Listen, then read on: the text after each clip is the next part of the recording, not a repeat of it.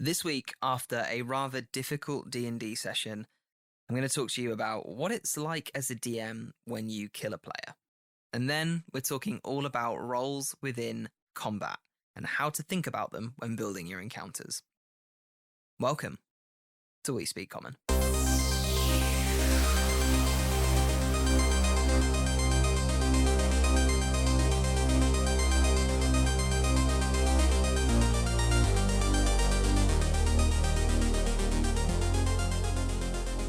Hello and welcome to a brand new episode of the D&D podcast for everyone, because here we speak common.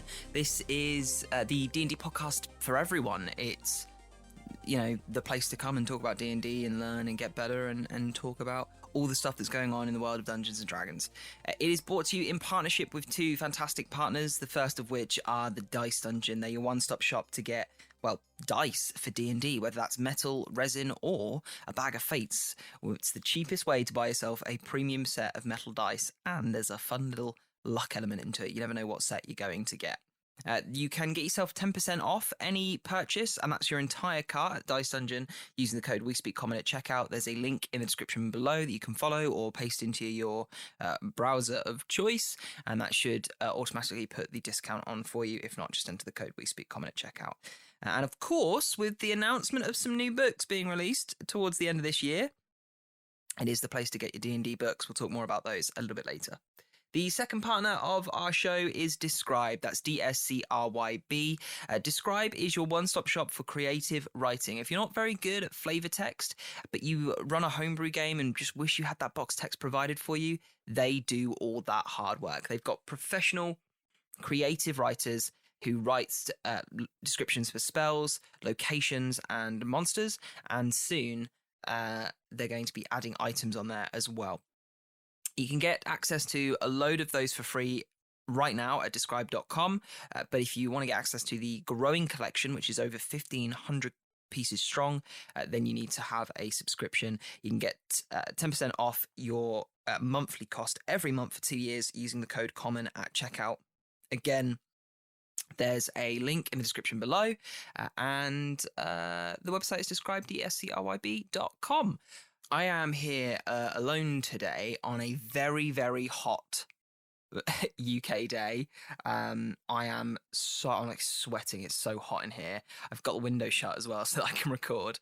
So I have got a big jug of water. So if you hear me drinking during this episode, it's because, you got to stay hydrated, haven't you?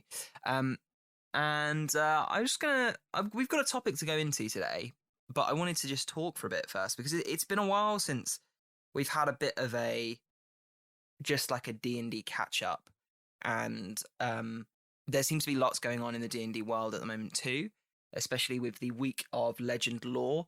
If you don't know what that is, it was a week of WotC putting out information about some D&D stuff that's going to be happening, so there's a lot of stuff that we've got to talk about. I'd say, let's start with that. Let's go into that stuff first. So we now know the leaks for the books are confirmed. We have 2 new books coming out for Wizards of the Coast for D&D in September and November. The September release is an adventure called, is it Beyond the Witchlight or something like that? Hang on, I should have checked this before I started talking about it. I thought I knew it, but clearly I don't.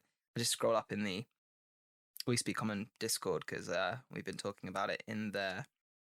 So the first one is The Wild Beyond the Witchlight. There we go. So this is an adventure that runs from levels 1 to 8, and it's set in the Feywild, which is big stuff because lots of people want Feywild stuff. It's been a topic of conversation amongst 5e since 5e was released.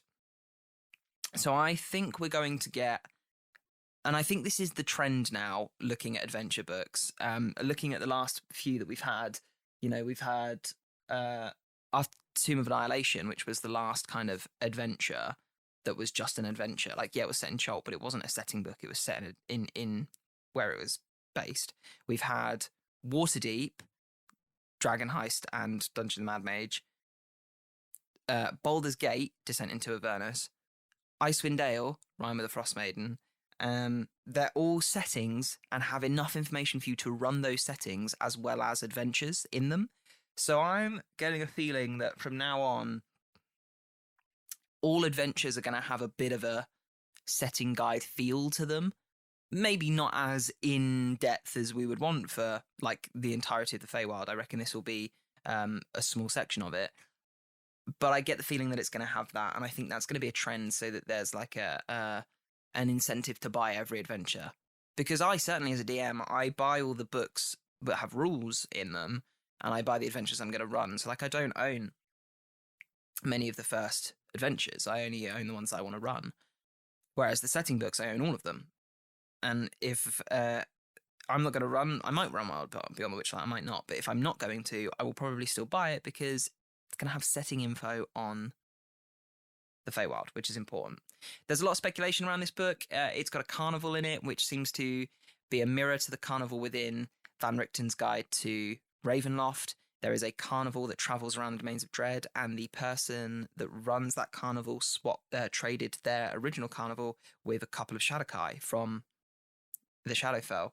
There's a lot of speculation that those Shadowkai and this carnival in Wild Beyond the Witchlight will be that one mentioned in Ravenloft to give it a connection. I don't know. I think we just got to wait and see, but there will be more announced about it at the D&D Live event, which I believe is at the end of July. So there's that. It releases on September 21st. The other book that's been announced, of course, is Strixhaven Curriculum of Chaos. This is a setting book for the Magic the Gathering setting of Strixhaven, which is a big magic school. I'm interested in this. I don't know if there's an adventure in it. There might be one or two, like, small adventures.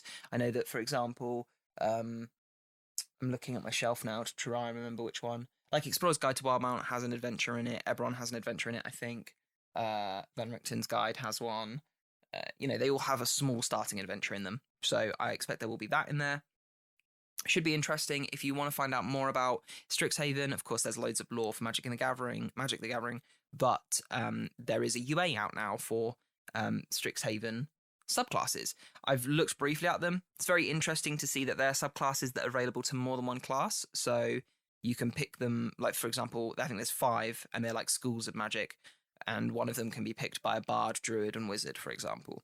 And they give you different things. Interesting to see how that's going to play off, whether that's going to be something that definitely happens or not in the book, or whether they stick to the traditional one subclass per class. So I have also, just yesterday actually, found another bit of sneaky info in that somebody, I can't see who tweeted it. I'll have to check. It's been floating around on the Reddits, but there's a tweet out that confirms that yes, Wild Beyond the Witchlight is the Chris Perkins story product that was referenced in the WotC dev blog that happened earlier in the year or late last year, whenever it was. Strixhaven is the Amanda Heyman project, and they've not yet announced the third product, because we know that there is a third book, because we were meant to have 4 this year, that's being worked on by James Wyatt. It's been announced that it will release between Witchlight and Strixhaven, meaning it will come out after September 21st, before November, I want to say like 16th, I don't know what the date is. See if it's on here. On my notes. No, I don't have a date for that one. I know it's November. But as a bit of idea of what we might expect from this book, obviously nothing confirmed, James Wyatt wrote the Draconic Prophecies trilogy of books and co-authored the Draconomicon.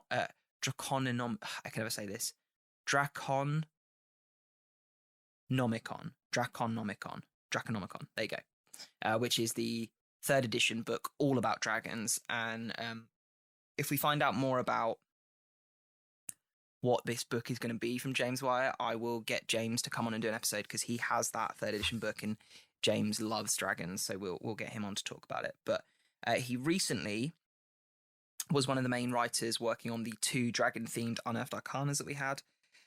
One was, it was Subclasses Part 5, so that had the Drake Warden Ranger, the Ascendant Dragon Monk as well, and he also worked on the draconic options, the 9 dragon themed spells, the 3 dragon feats, and then the reworked kobold and chromatic metallic and gem dragonborn.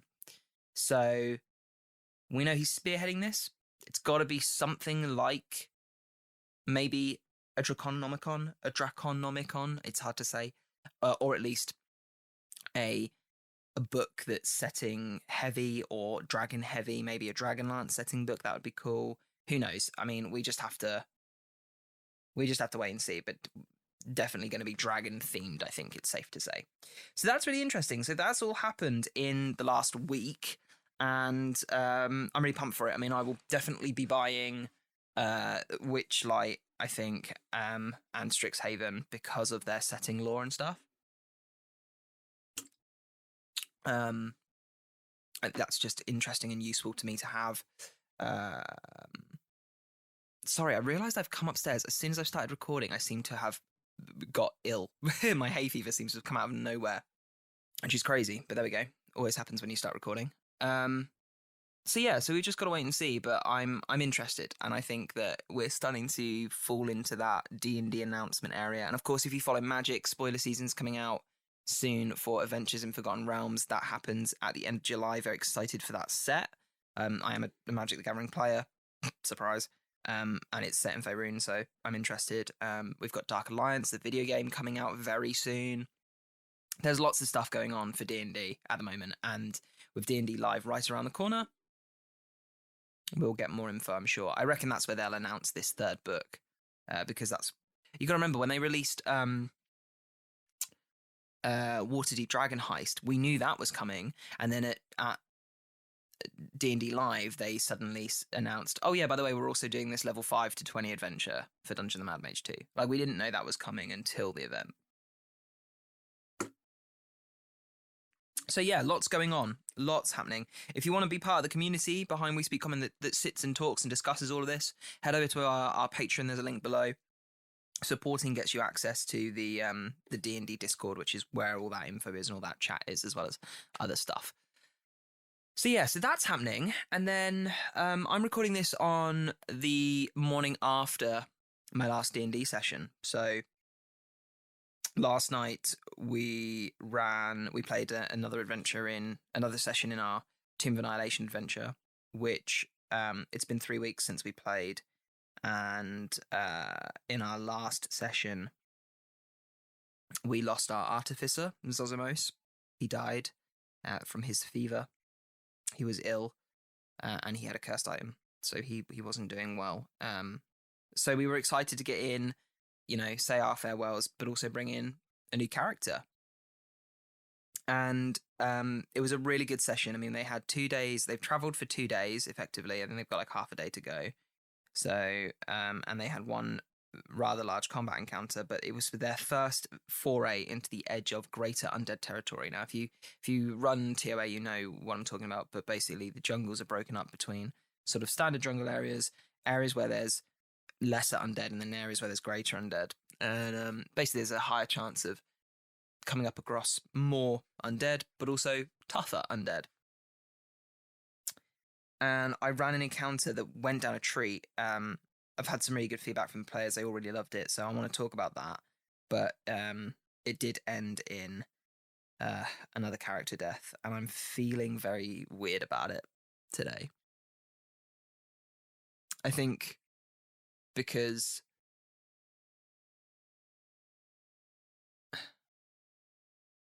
it was just 2 deaths in a row. We've had 3 now. That's a lot, I feel a little bit guilty. But, that's the game. It happens, and we knew going in that this was a tough adventure, that there would be death. That is the theme. It's very much kind of like a Rogue One story. The adventurers all sacrifice themselves at the end kind of thing. But it happens all the way through. But yeah, I don't like killing characters. I don't like it. I think it's necessary. Like, it's a part of the game. You have to have risk. And, Ray said something last night that I think is very true. You know, if your character dies and you don't feel upset or a little bit angry or a bit annoyed, no, you're not connected to your character, are you? And that's true. I know that you know, if Claff died, God, I'd be a wreck. I'd be so upset. I'd be frustrated as well. I love him, and that's why we love D&D, because we connect with these characters we create and the stories that we tell with them. But I hate doing that to people. I hate doing that to players. It's frustrating, and I think that as DMs, we need to remember that, and we need to look after each other and ourselves. So, you know, if you're killing off characters at the moment, I get it. It's rough. I think it's as rough for us in a different way as it is for the players. And I don't mean that to diminish the players' experience, but I think people forget that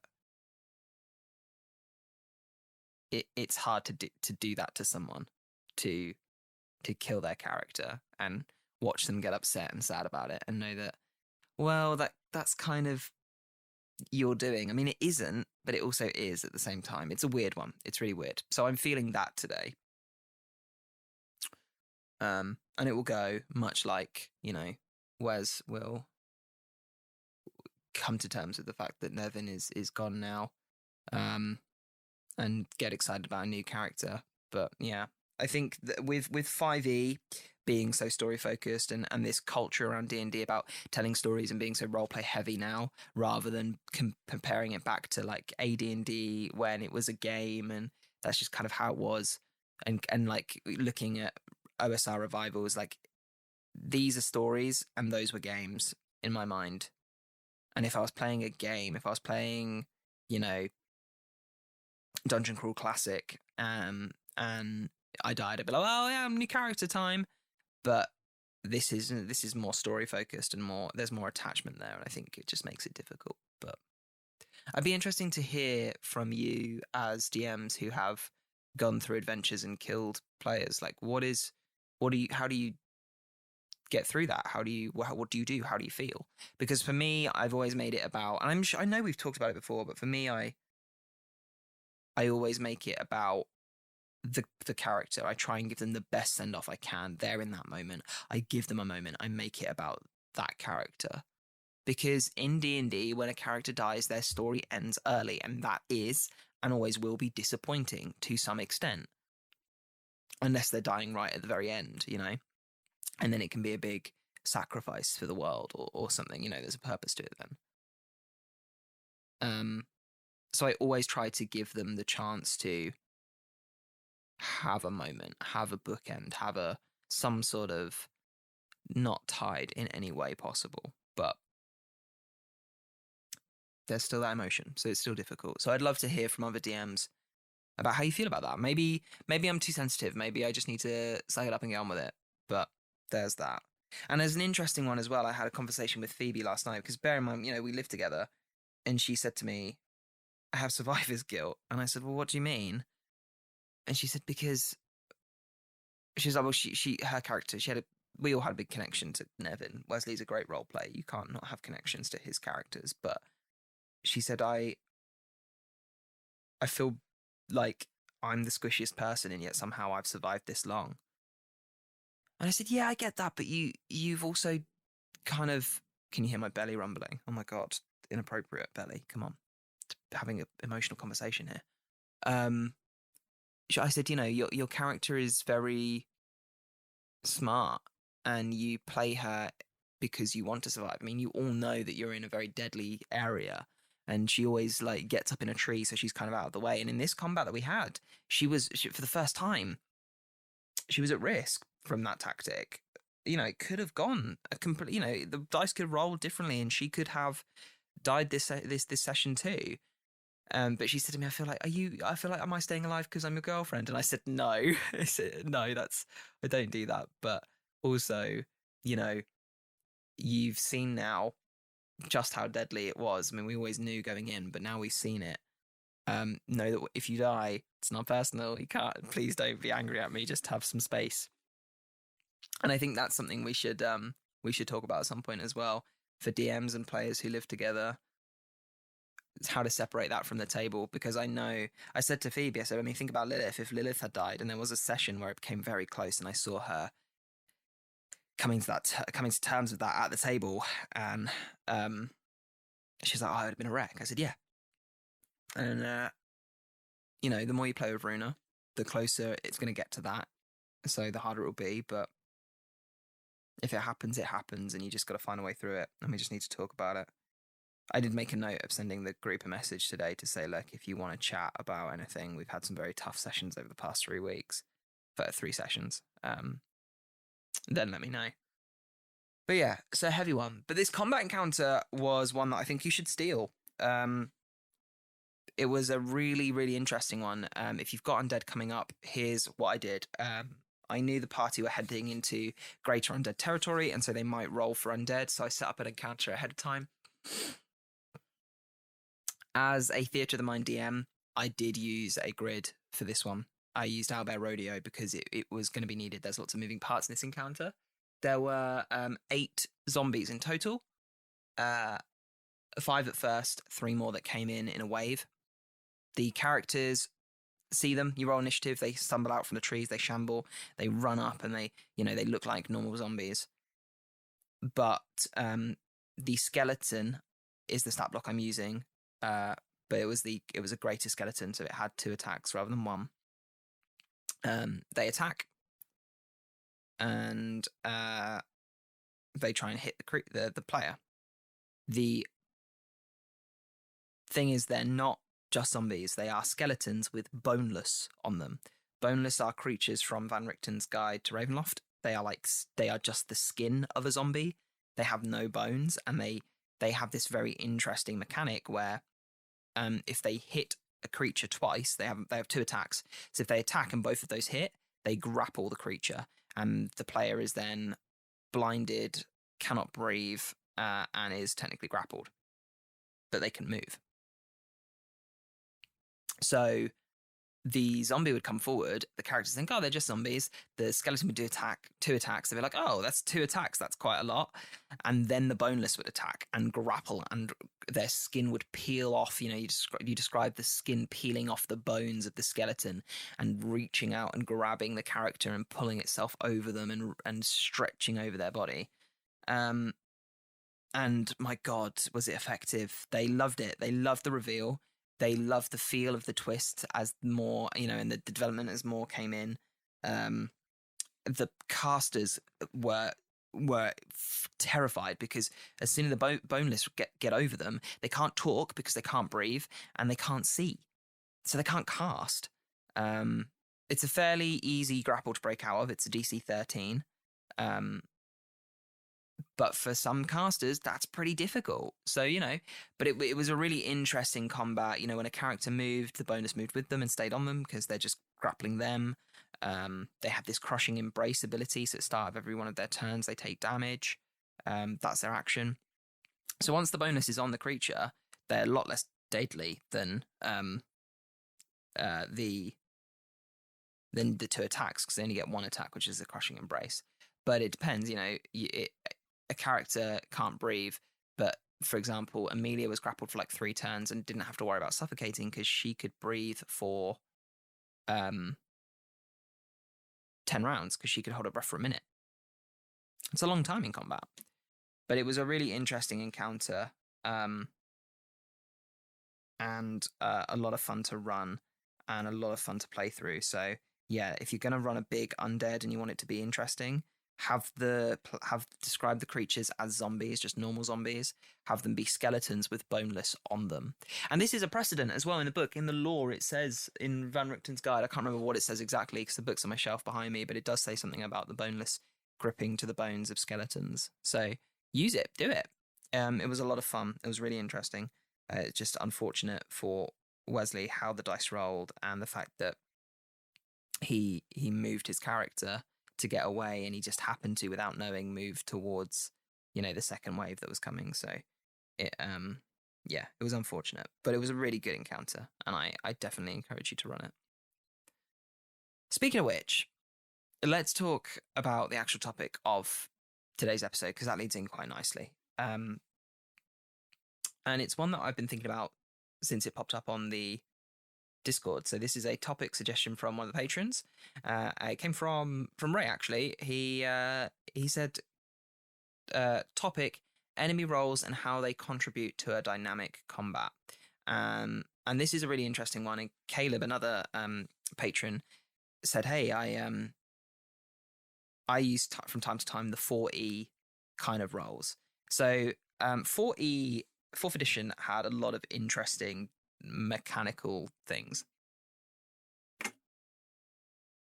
It also had a lot of interesting lore. I think 4E is a love it or hate it edition. There are parts of it I love, parts of it I hate. And I think all in all, 5E is a lot better. And but I still take some design concepts from it. One I don't take is the combat roles. So let me try and break this down in the way that I understand it, because it's been a while since I've looked at 4th edition and it's been a while since I've read it. But from what I remember, we'll use a goblin as an example. A creature would have different roles that they could do. So for a goblin, you might have a skirmisher who is fast and will run up and strike you and then run away.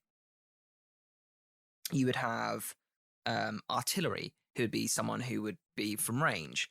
You would have a brute, who would be a big, heavy, like take all the hits, but also be up front and fight. And that would mean that you would have, 3 versions of a stat block for the goblin, because you'd have one that would be artillery, one that would be a skirmisher, one that would be a brute, one that would be a controller, one that would be a soldier, whatever. Whereas in 5th edition, that's all built into the core goblin stat block. On the core goblin stat block, you have the bonus action disengage, you have the short sword, the bow, or the javelin, whatever it is. I think they have a short bow and a javelin, potentially. I can't remember. They've got their average hit points. You can up or, increase or lower them. And so you have this one stat block that can be used in all of those ways immediately without having to get a different one, which also means that within combat, you can be a lot more dynamic because, sorry, I'm moving my water bottle. In combat, if a player comes up against a goblin, in 4th edition, it's just a brute. Okay, it'll just stand there and hit them. Or, okay, it's a ranged person. So as soon as they break that distance, that goblin kind of becomes nullified and a bit shit. Whereas in 5th edition, if you've got a goblin who's got a decent amount of hit points, they start off far away with javelins or bows, doing that artillery roll. But then as soon as the characters break the distance, they can still come in with a short sword and fight up close in combat, so that they can be dynamic and they can change. So I don't use combat roles in that sense.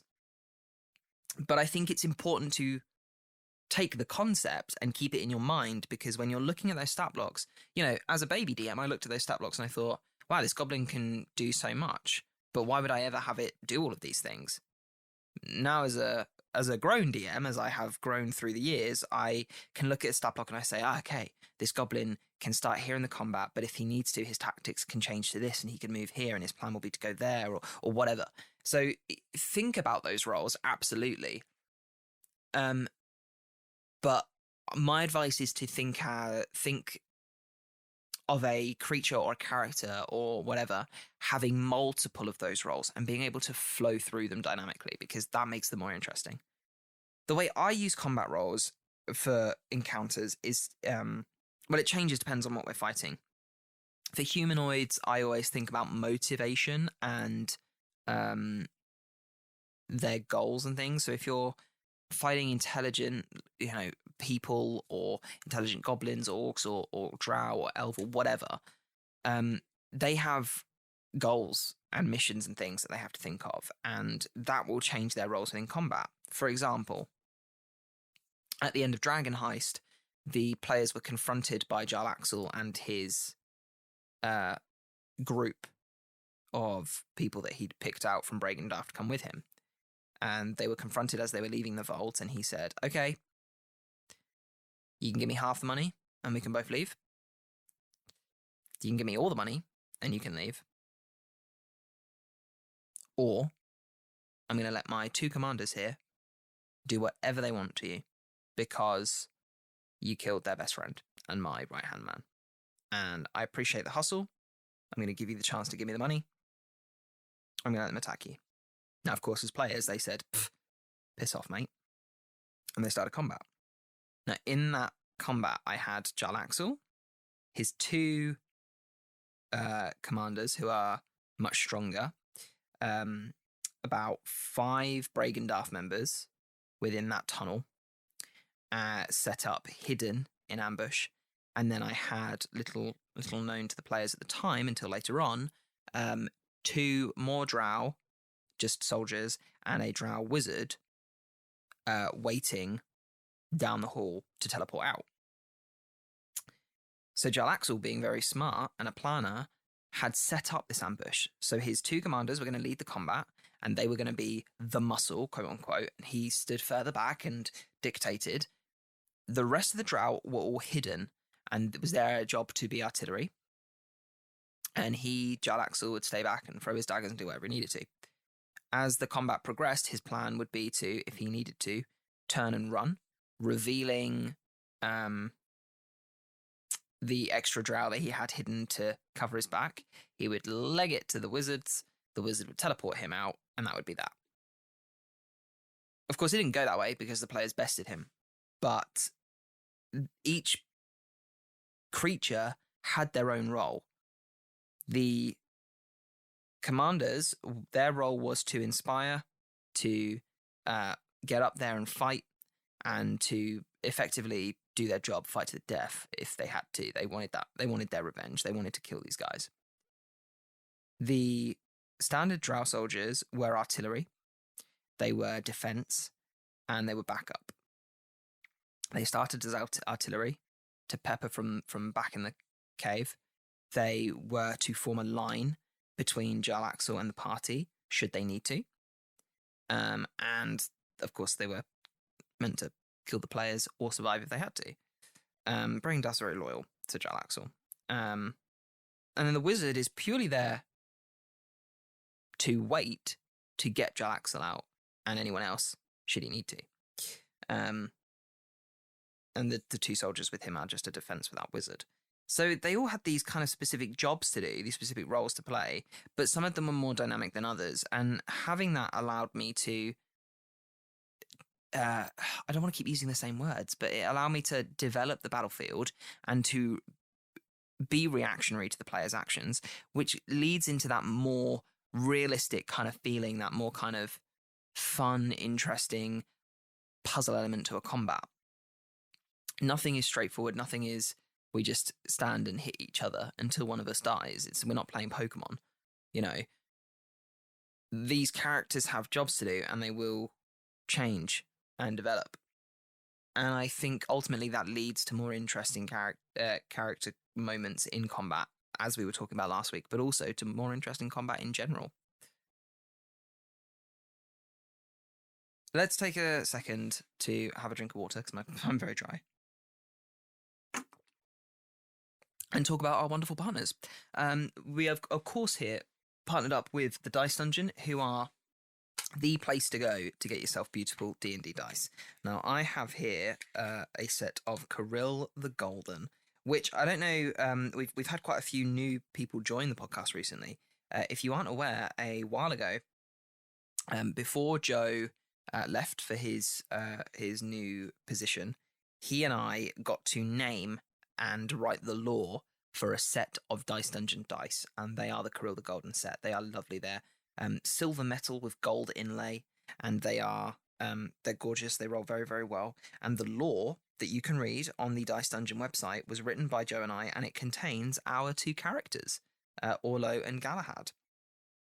Go and check them out. Honestly, I love them. James was rolling them last night and was doing very, very well as Braylar, Battlehammer, the Brayblade, as we call him. He likes to spin with 2 swords. Yes, he is related to the famous Battlehammer clan. And they were rolling very, very well. Go and check them out. You can get 10% off anything you buy within Dice Dungeon by using the code We Speak Common on checkout, and that's on your entire basket too. That's not just one item. So the more you spend, the more you save. But the Dice Dungeon are amazing guys. They're wonderful, wonderful people, and they've been partnered with us now for over a year. It's been a year now, so they've been with us for a long time, and I appreciate their support. And I like to give them support too, because I think their site is really, really good. I genuinely do. I don't just say that because I get to write lore for dice, although that is a big factor of it. They are genuinely great guys. So check out the store. Our second patron, of course, is Describe, and Describe are a wonderful site if you are struggling with the more story-centric side of D&D, and I think it's a really fantastic service if creative writing is a struggle for you. Now, I luckily am quite a creative person. It's it's what I do for a living. So I love doing that stuff. I love being creative and writing storylines. But I know that there are a lot of people who struggle with that and want to play D&D and want to run games. So if you are having a bit of a tough time with it, check out Describe. Their website is dscryb.com. Again, links in the description below. And you can have a look at some of their well-crafted and written by professionals creative flavored box text that you can put in your own homebrew games. Things for spells, monsters, and locations, with items coming soon. And if you want access to the entire collection, then you can get 10% off your monthly subscription using the code COMMON on checkout too. And we've mentioned it a few times this episode, but we do have a Patreon, which is, of course, the best way to support the show if you want to. The main benefit from that is the fact that you get to come and hang out on the Discord, which is growing with people every day. We have a lot of chats. We talk about all the latest D&D news, what's going on in our games. We give each other homebrew and talk about Critical Role, for example, and all that stuff. So you can come and hang out there. There are other benefits. For example, if you are a member of the Patreon, you get access to the homebrew rule sets that I release. Things like the Spell Point Sorcerer class, the Extended Poison Condition, Araman's Tome of Artifacts, all these books that I've created that you can go and grab. And of course, as time goes on, I will make more that will go up there too. The other thing is you will be the first to hear about new shows and things. There are some bits and bobs in the pipeline. They've been in the pipeline for a while. There's a big project that I'm working on right now that will come out soon. I want to get it out by the end of summer, hopefully. So I think that's the first time I've really talked about it on the podcast. Oh, that's nerve-wracking. But yeah, it's going really well. There is something coming, and I hope you really like it. And if you are a Patreon supporter, you will get access to that first. So it's yeah, I'm gonna leave it there. I don't want to say too much because I've got a lot. I'm working like 3 jobs at the moment, so I don't want to life of freelance. I don't want to say too much in case there's a little bit of a wait until it comes out. But there is something coming. Yeah, I think that's all I have to say for this ad break. But hey, if you do want to support the show and you are, not in a position to support on Patreon, that's fine. It's just an optional. No one has to. I never want that to be a thing. But if you want to support the show another way, then sharing it, talking about it, telling people to listen, stuff like that, just getting us out in front of people, growing this community, that's the best way, because the best part of this is getting to talk to people who love D&D as much as me. So yeah, I appreciate all support in every form. And thank you for listening. And I'm glad that you enjoy it, because it brings me joy to talk about D&D every week. I'm in a weird sentimental mood. I'm so sorry. I don't know where this is coming from. Oh. It's because I killed someone. A character. Not a person. Last night. Okay. Where were we? Combat roles. Let's talk about let's make up a hypothetical combat and talk about how you could implement roles in it, because I think it's good to show how I would do it from step A to Z, or from start to finish. That's a better way to say that. So let's say, for example, you are having a combat with like a kind of like an adventuring party, or like a bandit party, maybe. Bandits. Let's do bandits. Do a low level one.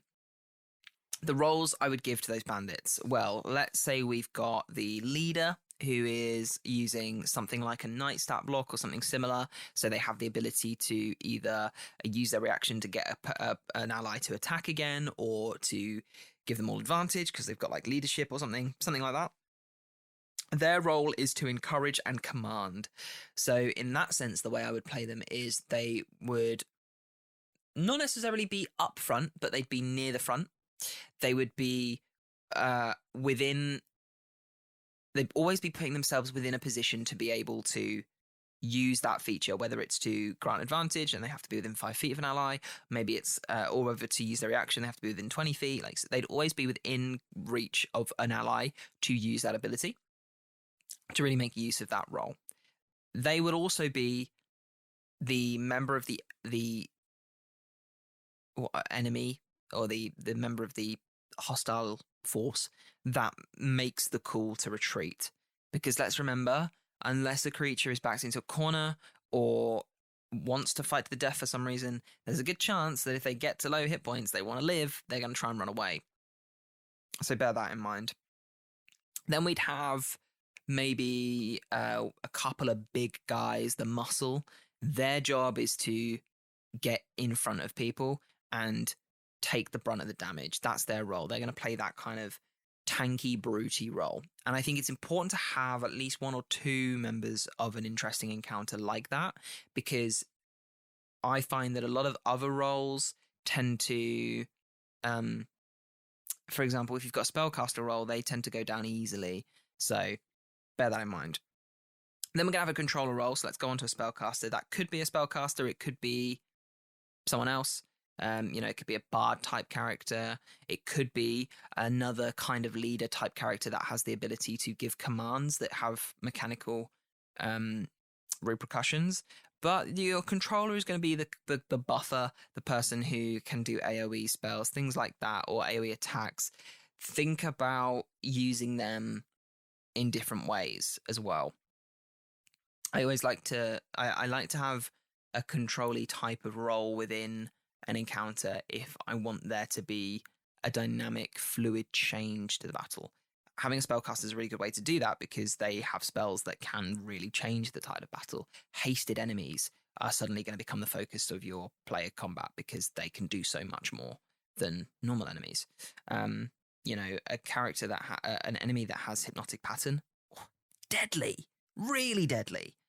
So they're going to become a focus for combat too. So bear that in mind. And if you've got someone who is a controller and playing a controlling role, then think about having a relationship between your enemy characters. They're going to know that they want to protect that person, especially if they have a way of getting everyone out safely.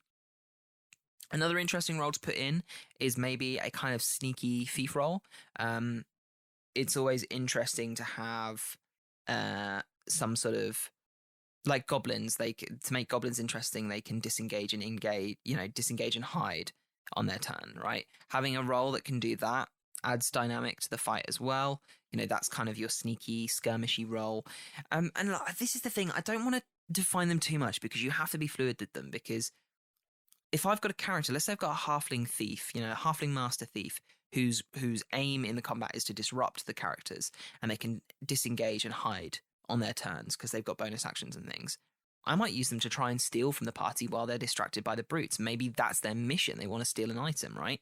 Maybe their bag of holding, or their MacGuffin, or whatever. Them having that role in combat is going to add dynamics to it, but it's also going to be difficult for them. They might not necessarily have the opportunity to do that, but they're going to try. So make sure that you're fluid and they have that role, but they're still a person. They're still a halfling thief who wants to live and not get stabbed. So they're going to react and think through this stuff. A role doesn't mean they're straight up going to do this one thing. They're still make them feel living and breathing, still make them feel like they have stuff to do. So there you go. You've got a combat there that's got a leader who's going to try and give the commands. You've got a couple of brutes whose idea is their plan is to get in and distract. You've got maybe a wizard or a druid or something that has a little bit of control or a little bit of buff to help the party out. And then you've got the thief who's got the actual secret mission of stealing something. That's an interesting encounter with humanoids. How do you do it with creatures? Let's think of a decent kind of animalistic creature. Let's think of a wolf pack, for example. And this is this is going to be a little bit different because they're not going to have the same kind of intelligence as humanoids, but a wolf pack's still going to have roles to play, right? Let's say you've got a wolf pack of 6 wolves. One of them's the alpha. One of them is that leader role who is going to be utilizing those pack tactics. Is going to be staying near the fighters, as it were, to allow those pack tactics. You're going to have the main force, let's say 2 or 3 wolves, whose job it's going to be, their role is to get around the party and keep attacking them. Or get in front of them and keep attacking them. And then you'll have those extra 2 who want to get behind and circle them in. Think about wolves in real life. They have roles in the way that they hunt, right?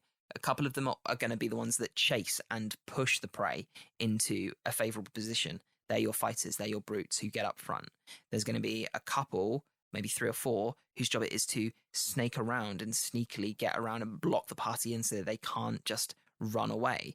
If they're in a position where they're flanking, not necessarily using the flanking rule, the party are going to get opportunity attacked if they try and run out. So there is a very simple way to use roles within combat, because now you've always got a wolf allowing another wolf to use pack tactics. You've got the main body of the force pushing the combat, pushing the players and fighting them and dealing with damage. And you've got those other ones who are sneaking off around to block them in so they can't just run away.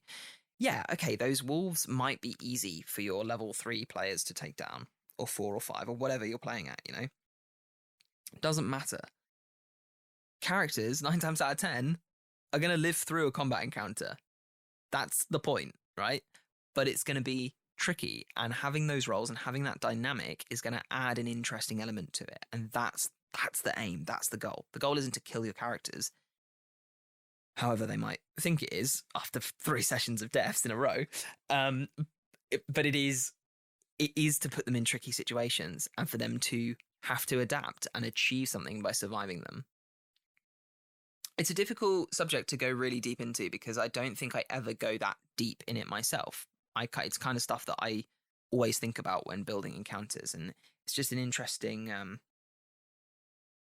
thing to talk about and put in the forefront of your mind if you haven't before. So I would definitely advise thinking more about your creatures in combats as what they want to achieve and what they want to do. Even if you roll a random encounter for a wolf encounter, okay, well they want to hunt. They're on a hunt. There you go. That's why the encounters happened. Maybe you've got an undead encounter. Well, okay, well, what do the undead want? Well, they want to eat. Okay, cool. So their roles are to surround and devour. The boneless last night, right? In that encounter, they wanted to get on the body. They have this innate want to get around living things and devour them and crush them. So that's what they want to do. And that's their role. Their role is to be unrelenting in their assault. There's the skeletons. They want to eat and bite and chew. They're zombies, basically. But those 2 roles are different, because if a boneless gets around a creature, the skeleton isn't going to be as interested in them. They might still be a little bit, but once they realize they can't eat that creature anymore, they're not gonna go for it. So everything can have a role in combat. It doesn't necessarily have to be I'm the thief, but it can be the more animalistic. I want to eat, or I want to survive. Think about that and use it. I think I've come to the end of that one, I think I've said everything I want to say, and I'd love to hear what you think about it. I'd love to hear any deeper analysis you have for that. Because maybe I'm not thinking about it deep enough, let me know.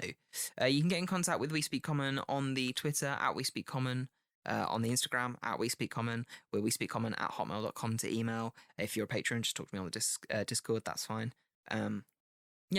Let me know what you think. Let me know your thoughts on everything I've said today. I want the back and forth. I want to know what you think. But yeah, cool. I think I'm going to leave it there. It's a bit of a shorter one, but I think it's a small topic.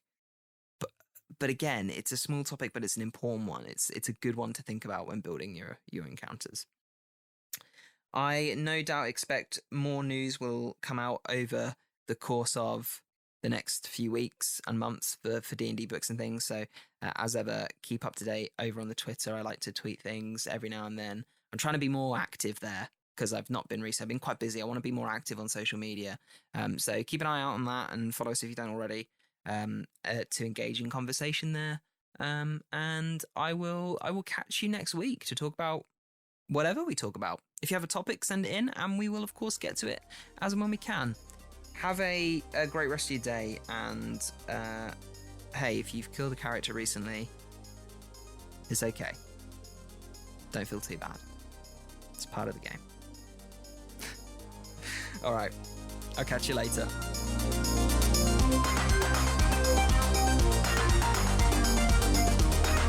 Thanks for listening today. If you like the show, do us a favour, leave us a like and review on your platform of choice, and share us with your friends. Send us to your fellow DMs and players so that we can build our community even more. It really helps to get us out in front of more eyes.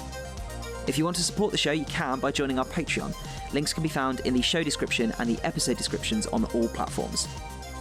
The music in the podcast is Street Dancing by Timecrawler82. It's licensed under a Creative Commons license by NC. You can find it on the Free Music Archive.